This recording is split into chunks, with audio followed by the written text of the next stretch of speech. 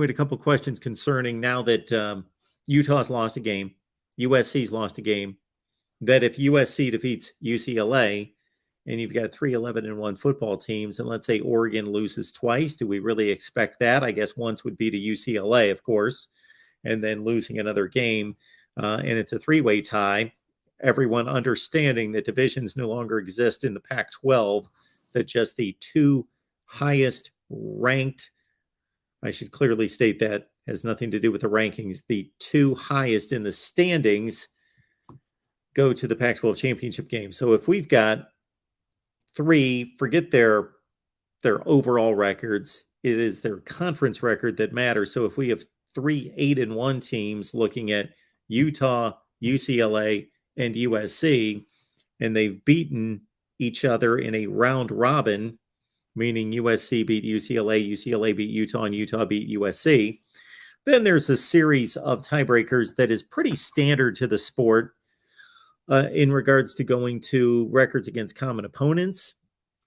It would have been record within the division, but there's no longer a division. Or maybe since the standings still are placed in divisions, maybe they have continued to use and will be using that as the next tiebreaker in terms of their record within the division. But then it goes to record against common opponents. And we would have to go deep into the Pac-12 manual, and that manual being updated and upgraded this year because of a completely different championship structure. All right, folks.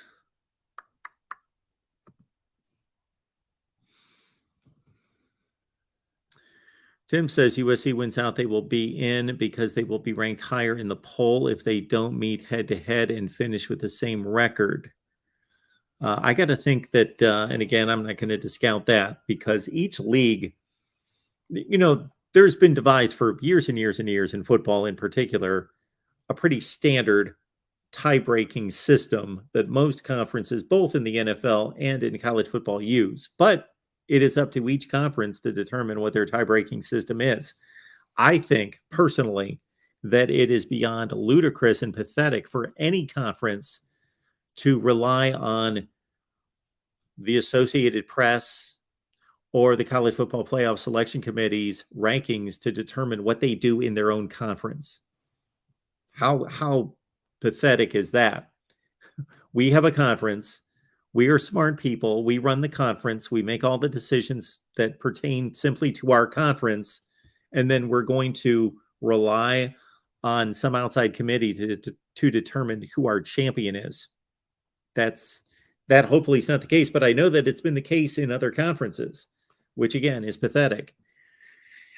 I wish I could use a stronger word than that. I wish I had a stronger word than pathetic, but that's beyond pathetic. I run a company, an organization, but I'm going to allow some outside source to determine the champion. All right.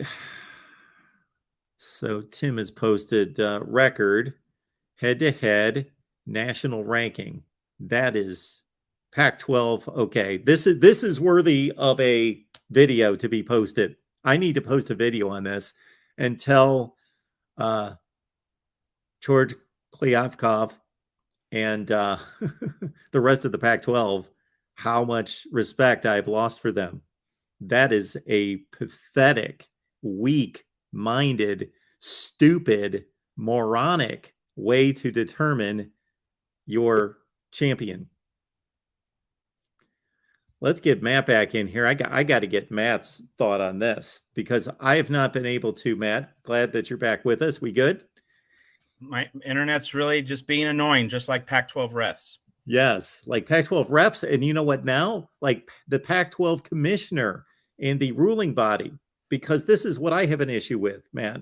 So Tim is verifying here that because the question was asked, if USC beats UCLA and everybody else wins their games, and let's take Oregon, let's say, for example, out of the equation. Let's just say for all intents and purposes, they lose to UCLA, they lose another game. And we're looking at a round robin tiebreaker between Utah, UCLA, and USC, and they each beat one another. So, of course, nobody has the tiebreaker there.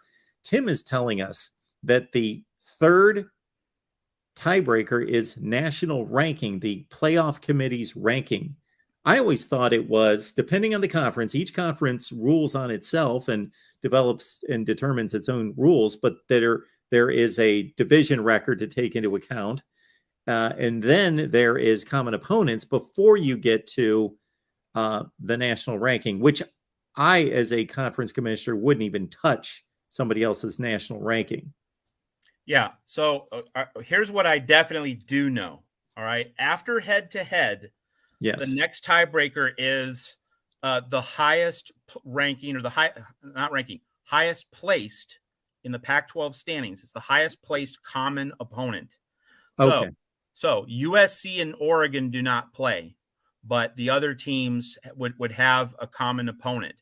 So if Utah gets to, wins out and has just one loss, then Utah with one loss, would have wins over both Oregon and USC, but not UCLA.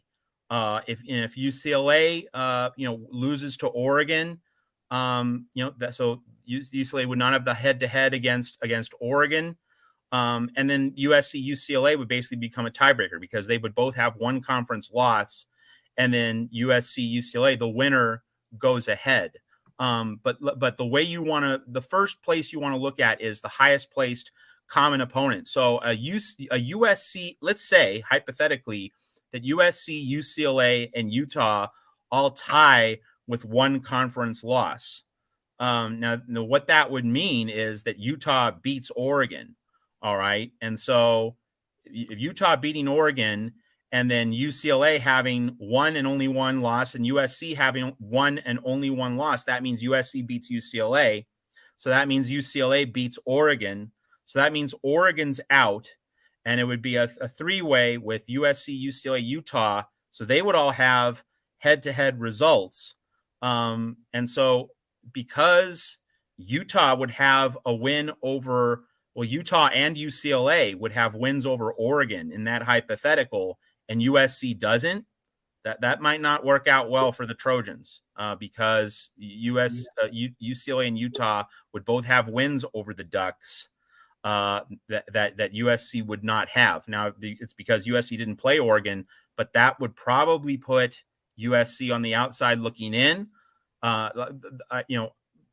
Lots of things to slice and dice, but in terms of like having any kind of common tiebreaker or having a win over a quality opponent higher up in the Pac-12 standings that another team doesn't, that's definitely a subset of tiebreakers before you get into national ranking. I think national ranking is a piece of this, but common opponents or highly placed opponents that you beat in the Pac-12 schedule, that is the next one after head-to-head under the Pac-12 tiebreaker formula.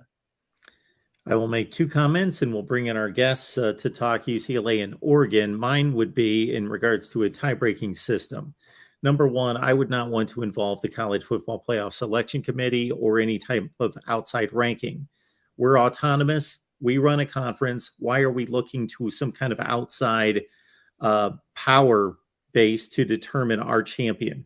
We run our own conference. However, I will admit that if you're wanting to advance your champion into the playoff, then you're wanting to put the highest ranked team into the championship game that's going to have the best opportunity to get to the playoff. So it's a devil if you do, devil if you don't, on my scale, at least when it comes to that. Yeah.